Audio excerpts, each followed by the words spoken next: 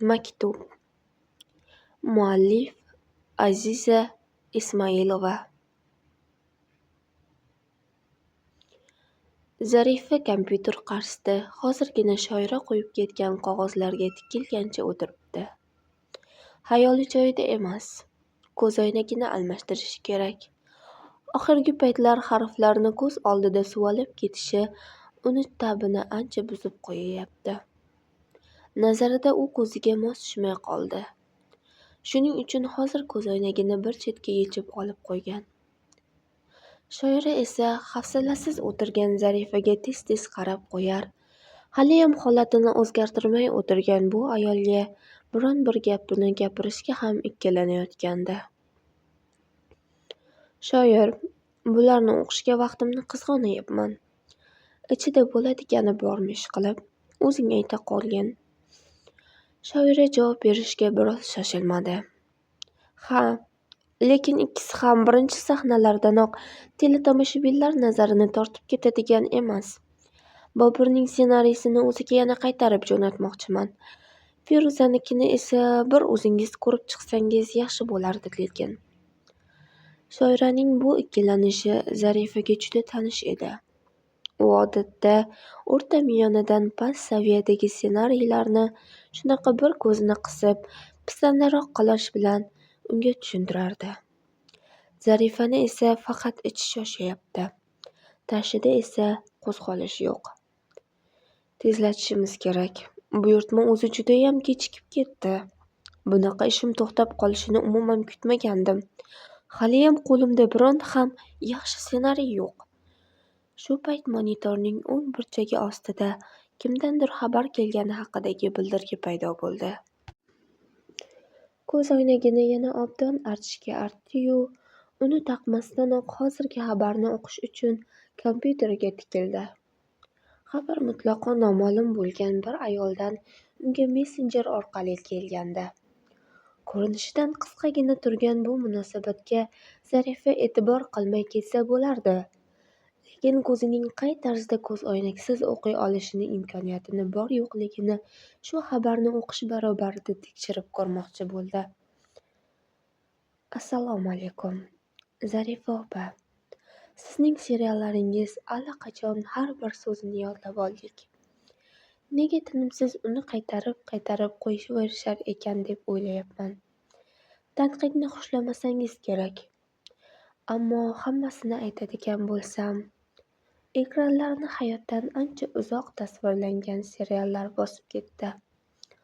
Siznikida ma'no-mohiyat joyida, ammo undagi aktrisalar biroz o'ynayotgan rolini his qilmayotgandek. Kambag'al qizlarning qo'li bunaqa yasama tirnoqlarda yurishi, ko'zi ko'r qahramonning pardozi odamning juda g'ashini keltiradi. Nega ko'p rejissyorlar shu kabi narsalarga sovuqqonlik bilan qarashlarini esa tushunmayman. Ma'no jihatdan tanqidga yaqin tortib turgan bu xabarni o'qirkan Zarifa sevinib ketdi. Ko'zoynaksiz o'qidi-ya shularni. Xabar o'qilguncha tinimsiz artilgan ko'zoynak endi tortmaga tushdi. Bugun oldin glaznoyga, keyin optikaga borishim kerak. O'zing Boburni ham, Feruzani ham ortiq bezovta qilma. Yunus akaga yozdiramiz ssenariyni. Tamom. Shoira o'rnidan bir qo'zg'olib qo'ydi. Yunus akaga oldindan aytib qo'ymaganiga mana endi u o'zini aybladi. Endi bu odamga bir oy ham kam. Yana vaqt yutqazisharkanda, ishqilib shartnoma buzilmasa bo'lgani. Zarifa o'zi aytganidek ko'z doktoriga bordi. Keyin gardishi yoqmasa ham shoshilinchda boshqa bir ko'zoynakni sotib oldi. Ikkinchi buyurtmasini aytilgan muddatga olib ketishga kelishib, u yerdan chiqqach mashinasiga borib o'tirdi. Shu paytda yana assistenti Shoira telefon qilib qoldi. U bilan gaplashib aloqani uzarkan, telefon ekranidagi dumaloq gul surati yana messenjer xabaridan yana biroz to'xtab qoldi. Boyagi ayol yoki qiz yana yozibdi. Nazarida u Facebookda do'stlari qatorida. Birinchi xabarning ma'nosini eslab, labida istehzo paydo bo'ldi. Odamlar bunchayam g'alati-ya. Kecha televizorda bir ko'rsatuvni ko'rib ham tabi buzilgandi. Barmen stolida hattoki o'tirishni ham bilmagan, ro'parasidagi titrlarni ko'zi u yoqdan bu yoqqa borib kelib o'qib berayotgan bitta o'zicha aqlli Titanikdagi xatolarni aytyapti va mantiqqa to'g'ri kelmaydigan sahnalarni to'lib toshib gapirgancha ko'rsatuv olib borayapti. O'zing hatto selfi tushishni bilmasang ham kerak, lekin buyuk rejissyorlarni bemalol tanqid qila olasan. Qo'lingdan kelsa, mayli xohlaganingcha gapir, kelmasa xamir qorishni bilmagan lag'mon eshar bo'lmasin. Bu ayolning xabarini o'qishni istamadi.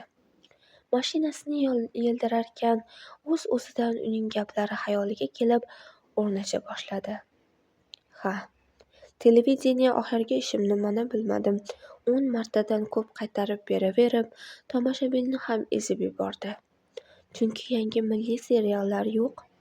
Ilk bora taqdirim serialini qanday ikkilanib yurib suratga olganini esladi. U paytlarda raqobat xorij seriallari bilan edi. Milliy seriallarning ba'zisi to'xtatilgan, ba'zisi ekrandan olib tashlangan va bu kabi holatlar ko'pchilikni tavakkal qilishga cho'chitardi. 12 yil oldin aktyorlarni bir suratga olish maydonchasiga jamlash bugungidek mashaqqat ham emasdi. To'g'ri, 1 soat kuttiradigan, hattoki 3 soatdan so'ng syomkaga keladigan ba'zi bir yulduzlarni kutib asabiylashib bo'lganicha bo'lardi. Hozir esa kecha chiqqan, o'zicha yulduzman deb biladigani ham kuttiraveradi. To'yga borish uchun pardozini boblab, chiroyli qilib, syomka maydoniga kelib olgan zvezdalar tirnog'ingni ol, pardozingni yuv deb ko'rsinchi. Darrov yuzingga qarab labini turdiradi. Mana, omi xalq shuni ham kuzatib, sezib bilib ichi chiqmay o'tirarkan, yozishibdi. Mashinani garajga qo'ydi. Sumkasini o'rindiqdan olarkan, yangi ko'zoynagining haliyam ditiga o'tirmaganidan gardishini old oynaga qarab o'zicha to'g'irlagan kishi bo'ldi. Mana, hozir uyga kiradi. Temur qayoqqadir ketgan, uy har doimgidek to'zg'ib yotgan bo'ladi. O'g'il bolani changalida tutadigan qo'l erkakniki bo'lgani yaxshi ekanda. Mana, Timurning parvoyi palak. Kuyib yonsang ham nima deyapsan deb qo'ymaydi. O'sha miyasini yerga taqab, o'yin tomoshasini o'ziga o'xshaganlar ichida qilib yotaveradi. Uyni o'z kalitida ochdi. Darhaqiqat, kiyimini almashtirib bo'lib qaradi. Chamasi Timur ichkariga qaytib kirishdan erinib, ostonodayoq otib ketganmi, yupqa kurtkasi ilgichga yengi bilan osilib turibdi. Oyog'iga mushugi yetib kelib, dumi bilan o'ralib suykaldi. Mana, oynayu jahonni gullatib yuraverasan-u, uyda seni mana shunday taqir hayot kutayotgan bo'ladi. Bu uyga birovni mehmonga chaqirishga ham uyalasan. Bo'lang, ko'cha xandoni, uy zindoni. Yaxshiyam shu tili yo'q jonivor eslatib turadi sen unga kerak ekanligingni. Uy kutganidek juda besaramjon edi. O'g'li konservalangan go'shtni ochib yebdi. Juda g'alati hid hamma yoqni tutib ketgan. Qutisidan yarmi qog'ozlar ustiga to'kilgan kartoshka fri o'zining kecha o'qib, stol ustida qoldirib ketgan boshqa bir ssenariysi ustini yaxshigina dog' qilib tashlabdi. O'g'lining bu it yeyish, mirza turish hayoti Zarifaning tobora jahlini chiqarar. Kundan kunga sirayam eplab bo'lmayotgan Timurni u qanday yo'lga solishni bilmay boshi qotayotgandi. Pala-partish uyga kirarkan o'ziga o'zi qaror berdi. Har kuni uyni yig'ishtiraveramanmi? Hali kelsin, uyni o'zi yig'adi. Ammo o'g'liga ish buyursang, ish qiladiganga ham o'xshamaydi. Zarifa o'zi yotish uchun divonni tartibladi. Unga uzala tushib, cho'zilib yotarkan, televizorni yoqib, ma'nosiz ko'zlarini oynaga jahonga tikkancha qotdi. Stol ustidagi telefoniga yana yangi xabar keldi shekilli. Ekrani yonib belgi berdi. Qo'l cho'zib telefonni oldi. Bu xabar ham yana tinim bilmay o'ziga yozayotgan boyagi qizdan ekanligini bilib, biroz ensasi qotdi. O'qiychi, nima dardi bor ekan bu qizni? Dumaloq oynadan uning xabariga o'tiboq birdan hayratlandi. Uzun-uzun matnlar deyarli 6 marta o'ziga jo'natilinibdi. Yangi ko'zoynagi stol ustiga turgandi. Ko'ziga omonat taqqancha xabarlarning boshiga chiqish uchun barmoqni yurgiza boshladi. Darrov shuncha narsani yozib tashlabdi. Qara-ya. Ko'rinishidan qiz boyagi fikriga avvalo uzr so'ragan va agar serial qilish niyati bo'lsa, unga bir hayotiy qissani yozib yuborishi mumkinligini qistirib o'tgandi. Gaplarimni noto'g'ri tushunmang. Eng yaxshi asar albatta hayotga yaqin bo'lsagina odamlar mehrini qozonadi deb o'ylayman. Sizga yozib yuboradiganim balki ekranlarga chiqarishga loyiq bo'lmas, lekin negadir sizga baribir ularni yozgim keldi.